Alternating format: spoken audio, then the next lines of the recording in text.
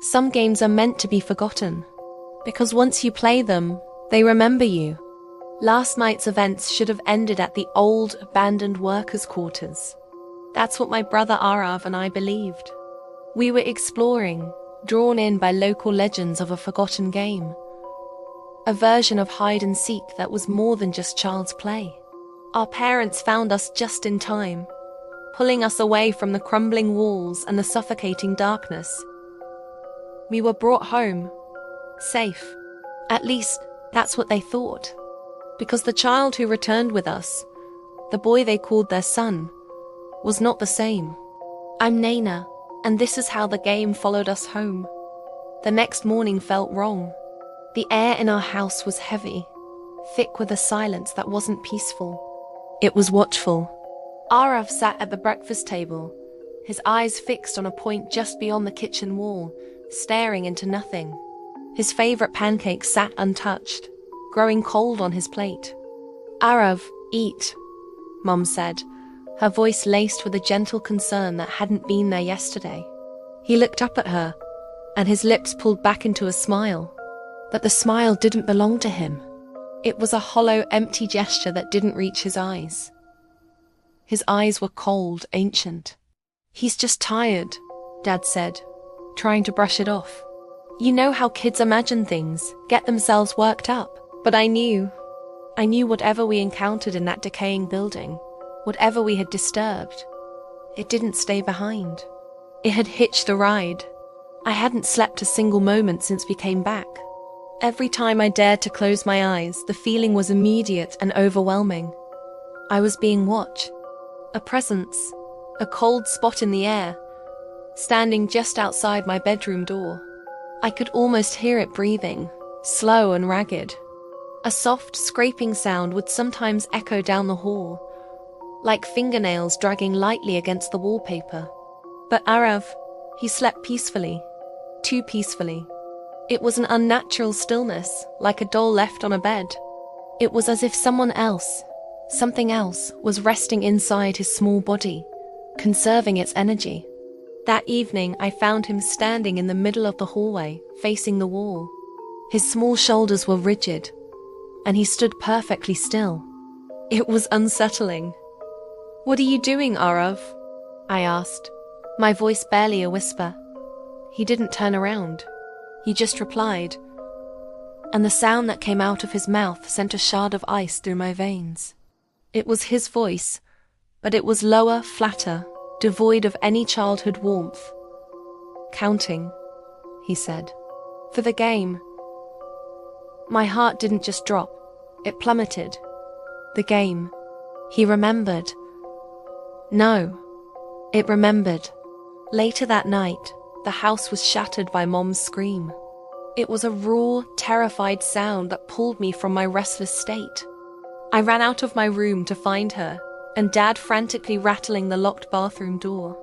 From inside, we could hear Arav laughing. It wasn't the sound of a happy child.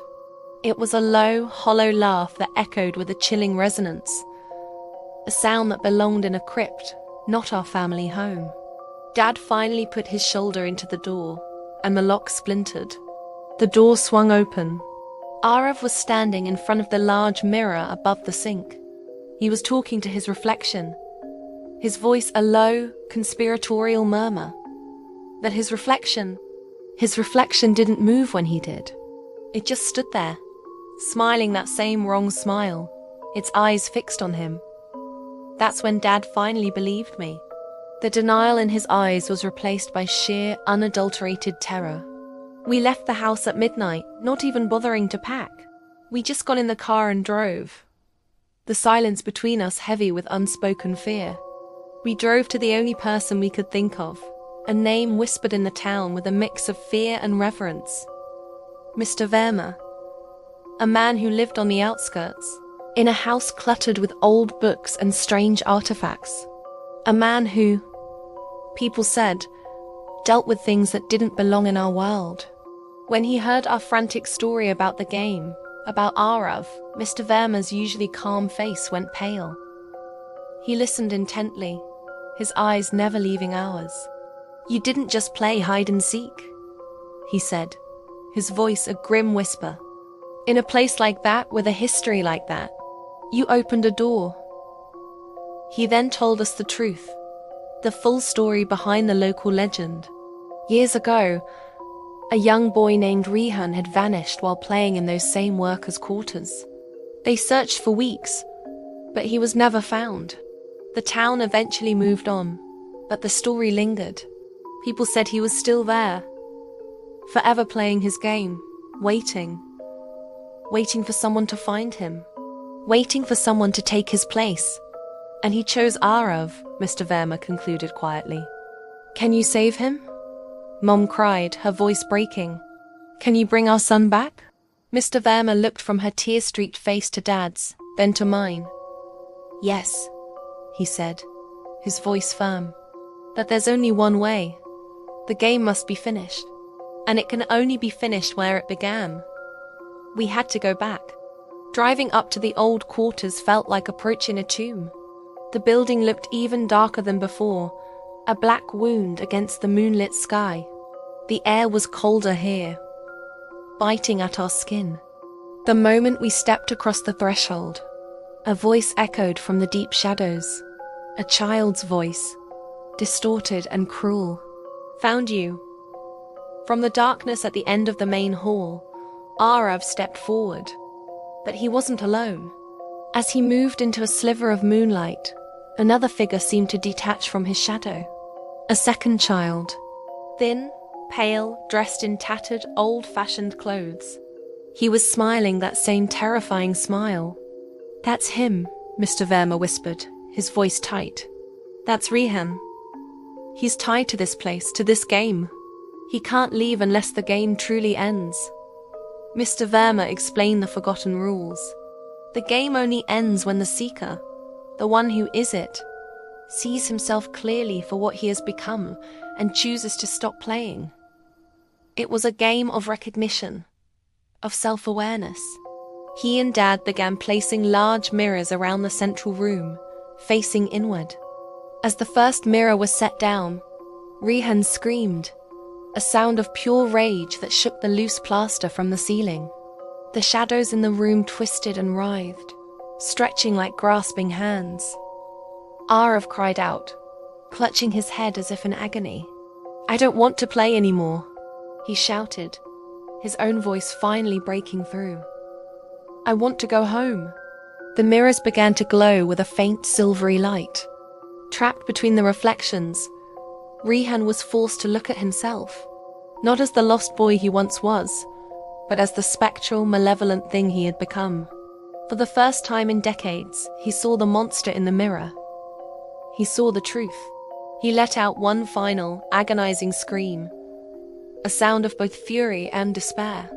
The shadows in the room didn't just retreat. They collapsed inward, pulled towards him as if into a vacuum. And then, silence. The oppressive cold vanished. The air was just air again. Arav crumpled to the floor, unconscious. When he woke up, he was in a clean, white hospital room.